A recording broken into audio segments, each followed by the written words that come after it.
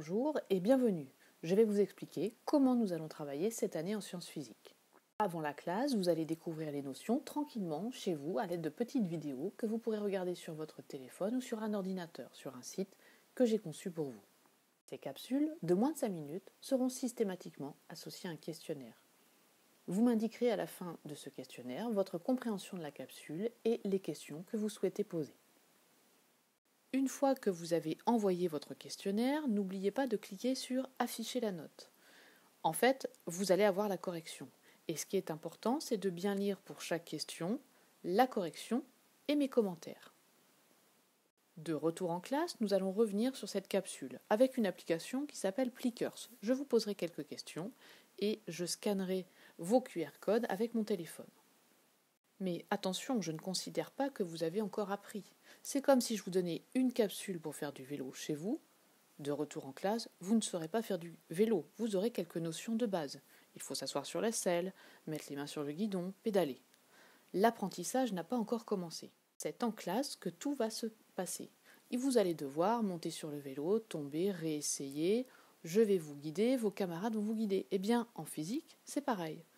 Vous allez essayer de faire des exercices, faire des erreurs, vos camarades vont vous aider ou je vais vous aider. C'est le même principe. Chacun va donc aller à son rythme. Comment ? Eh bien, grâce à un outil très important dans ce système qui s'appelle le plan de travail.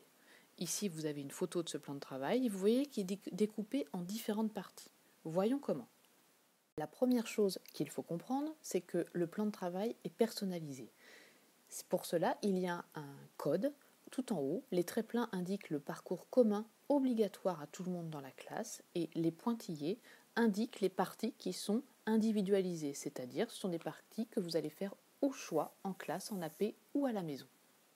Ensuite, nous avons des petits icônes qui symbolisent les différents niveaux sonores qui sont acceptables pour faire ce genre de travail. Dans la première partie, vous trouverez les ressources consultables à la maison, mais également en classe avec votre téléphone.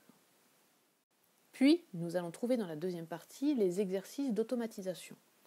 Vous trouverez la correction dans le livret de correction, puisque chacun va à son rythme. Je ne ferai pas de correction au tableau. Dans les exercices, lorsqu'il y a le petit symbole téléphone, cela veut dire qu'il faut regarder la correction augmentée sur votre téléphone ou sur un iPad en classe. Vous devrez recopier et faire attention à cette correction, puisqu'elle est parfaitement bien rédigée. Un exercice type dans chaque chapitre. Ensuite, vous avez un parcours individualisé en petits pointillés. Cela correspond à des exercices de remédiation pour ceux qui ont encore des difficultés ou à des exercices pour aller plus loin pour ceux qui ont compris. Dans la troisième partie, vous avez des indications pour comprendre et mémoriser. Pour mémoriser, nous allons utiliser une application qui s'appelle Quizlet. Sur vos téléphones, il faudra la télécharger ou sur les iPads en classe. Je vous expliquerai un petit peu plus en détail dans une autre capsule comment l'utiliser. Puis, pour mieux structurer ces connaissances, vous pourrez réaliser au choix une carte mentale que vous pourrez me rendre et pour que je la vérifie, et vous pourrez aussi l'utiliser comme outil de mémorisation. Dans la quatrième partie du plan de travail, nous allons vérifier votre apprentissage. Vérifiez bien dans la liste des objectifs du chapitre que vous maîtrisez tous ces points.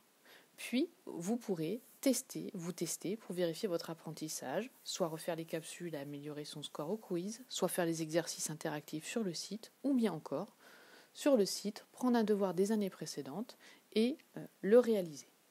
Après la classe, chez vous, vous pourrez poursuivre votre apprentissage. Sur le site, j'ai remis tous les documents, les corrections augmentées, le plan de travail numérique avec toutes les corrections des exercices. Vous pourrez refaire les QCM qui sont accessibles en permanence, les devoirs des années précédentes et bien sûr aller voir les ressources supplémentaires. Pour que cela fonctionne en classe, nous avons besoin d'un certain nombre d'outils. Notamment, je vous expliquerai le fonctionnement du tétraède pour éviter de créer des bruits parasites dans la classe et pour vous forcer à collaborer dans les équipes. Une petite sonnette de comptoir très utile en cas de niveau sonore qui dépasse le niveau acceptable. Ou bien encore les tableaux blancs qui se trouvent sur tous les murs de la salle pour collaborer dans vos équipes ou pour vous expliquer des choses entre vous. Il y aura également des exercices très très simples d'application des notions qui seront vidéo projetés au tableau du professeur. Vous pourrez y aller seul ou avec des camarades d'autres équipes pour les réaliser au tableau quand vous voulez. L'objectif est de vous aider avec d'autres camarades qui ont les mêmes difficultés, mais également ça me permet de voir où sont vos difficultés et d'aller vous aider directement sur le tableau. Voilà, je vous dis à bientôt en classe.